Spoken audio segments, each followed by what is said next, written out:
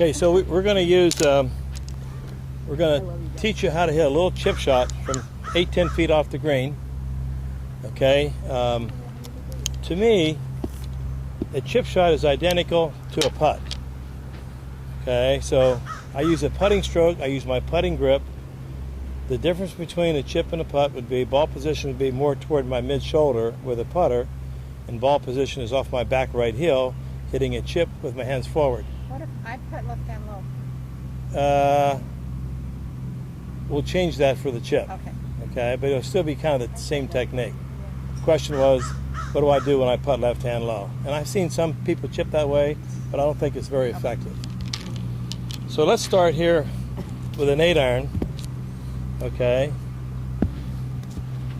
And if you ask me to get into a putting stance, it would kind of look like this. My arms move away from my body, elbows in, and then into my body. Not from the side, but in front of my body. Okay?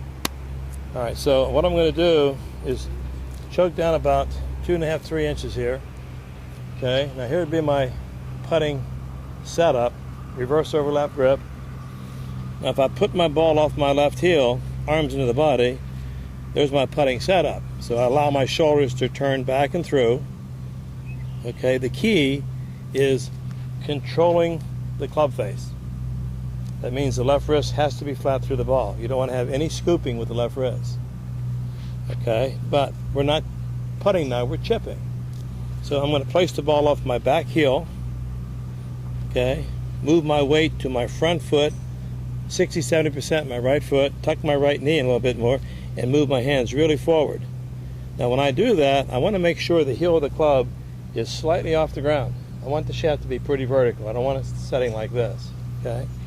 Now to the back of the green, 60, 70, 80 feet, I'm going to use a long putting stroke. And I'm actually putting down on the ball. I'm going to putt down on the ball, not putt up in the ball.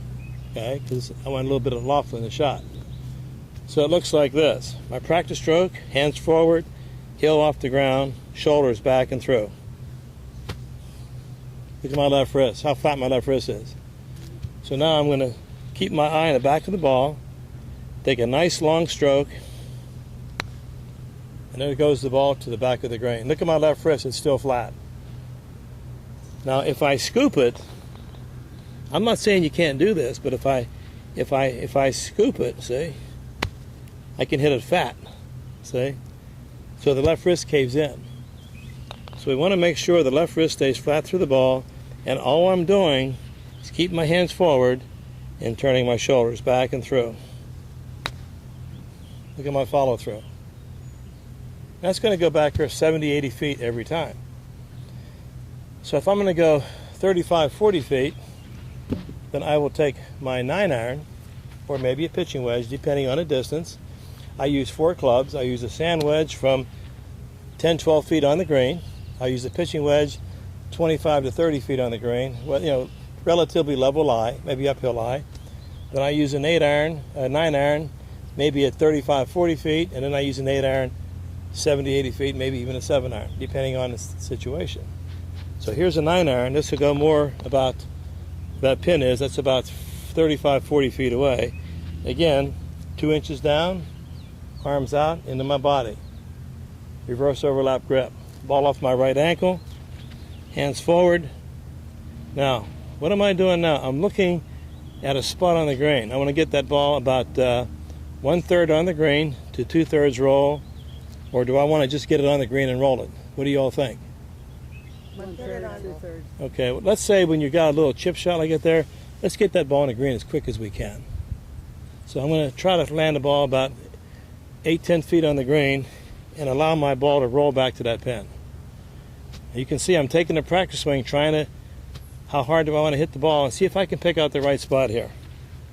Okay, hands forward, weight left.